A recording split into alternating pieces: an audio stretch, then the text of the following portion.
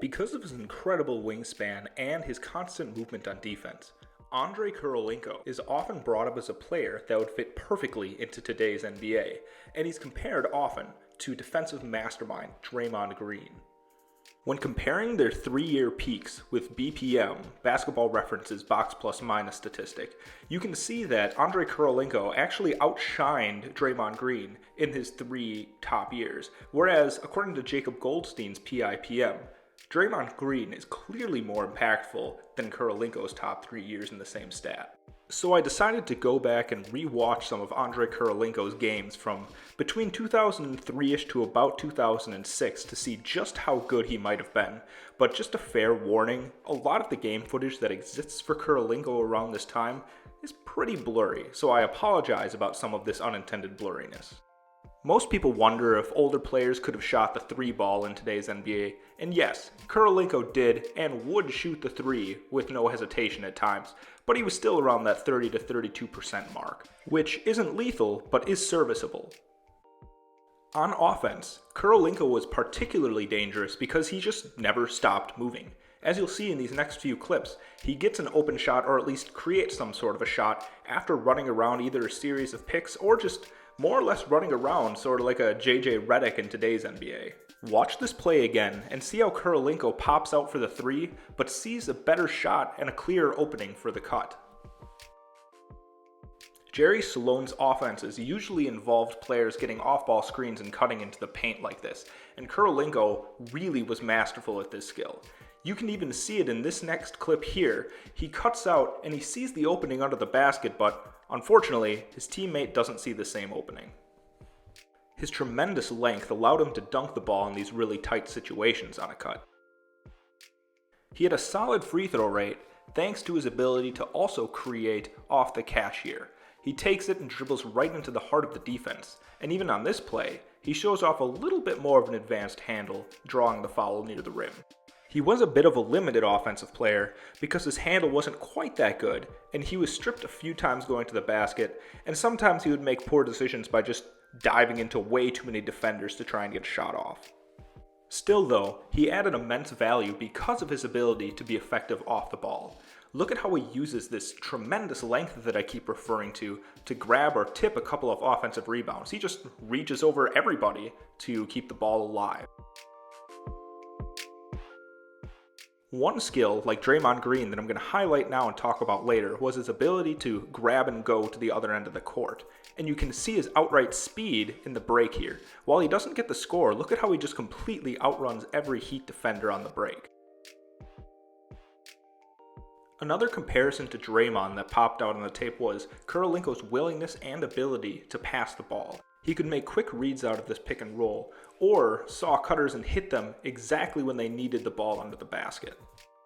It was a little more rare, but he also flashed an ability to throw a solid cross-court pass, which LeBron nowadays has completely mastered. Again though, he threw his best passes and did his best work in the fast break. None of these are particularly flashy plays, but they're definitely the correct and quickest reads to get an open layup for teammates.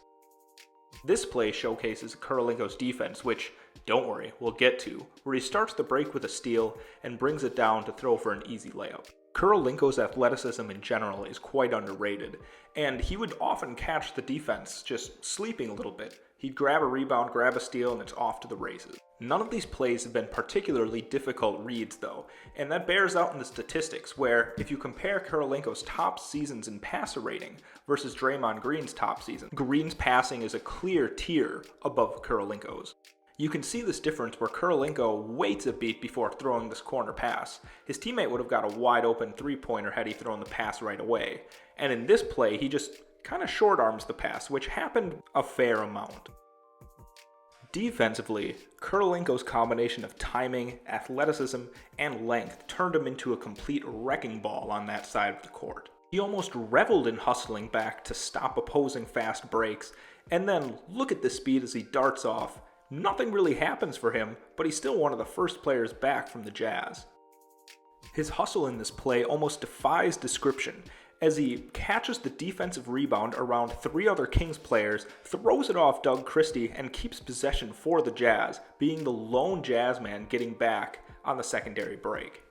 In the half court, he racked up most of his blocks by coming help side here, rejecting Shaq at the rim, and, a common theme you're going to see, sprinting out once again to get the and one on the other end of the court. Kirilenko has a shot at being the GOAT in NBA history at creating offensive opportunities out of his defensive plays.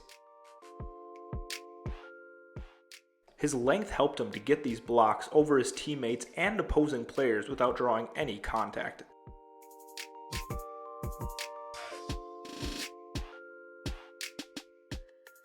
This play almost perfectly embodies an exemplar Kirilenko possession. Here he bodies up Lamar Odom on defense, gets the block, gets the rebound, brings the ball up the court himself, finds a teammate for a layup, the teammate misses, and Kirilenko gets the and one with the offensive rebound. Here, Kirilenko baits Shaq, forcing Shaq into passing to a cutting player, who Kirilenko once again contests, and then it's off to the races again. This dunk was called off, but the hustle is still there. Kirilenko wasn't quite as good at grabbing steals as he was at blocking shots, but he could still jump passing lanes like here, or just reach in and disrupt opposing drivers like he does in his help situation here.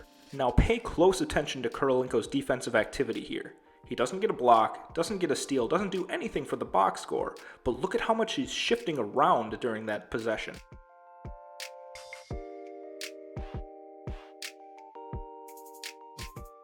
Again, there's nothing to track in the box score here, but watch Kirilenko's feet as he shifts back and forth between his man and helping in the paint. Absolutely brilliant. His motor allowed him to guard essentially every player on the opposing team. Here he effectively guards 3 players while ending with a strong contest. Again, he helps on the catch, tries to disrupt the passing lane, and still recovers to his man to contest the 3. In this play, he effectively shuts down Wade's drive and then covers more ground than I've ever seen a defensive player cover in a single possession in this amount of time. Kirilenko was definitely not a perfect defensive player, and he often was exploited for his lack of strength, with Odom absolutely bullying him for an easy layup here. He also didn't have the quickest feet for containing small and quick guards. He shuts off Eddie Jones on the break here, but then gets completely burned by him in the half court. He was also prone to being burned by pump fakes. Here Christie gets him twice, drawing the foul on the second one. He also wasn't great at dodging screens, giving up a wide open layup to Peja Stojakovic here. All in all, Kirilenko is one of the greatest defensive motors in NBA history, rivaling players like Kevin Garnett on defense. His combination of length and athleticism keep him just below that top tier of the greatest defensive players ever, right below guys like Garnett, Russell, Tim Duncan, because of his extreme flexibility and motor on defense, along with his ability and willingness to pass the ball on offense without really even needing to be involved. Kirilenko is probably the most portable player in NBA history, meaning that you could just throw him on any team and he'd fit in there without encroaching on other players' skill sets. He's right in that same tier with players like Kevin Garnett or Scottie Pippen, John Havlicek, and maybe even Stephen Curry.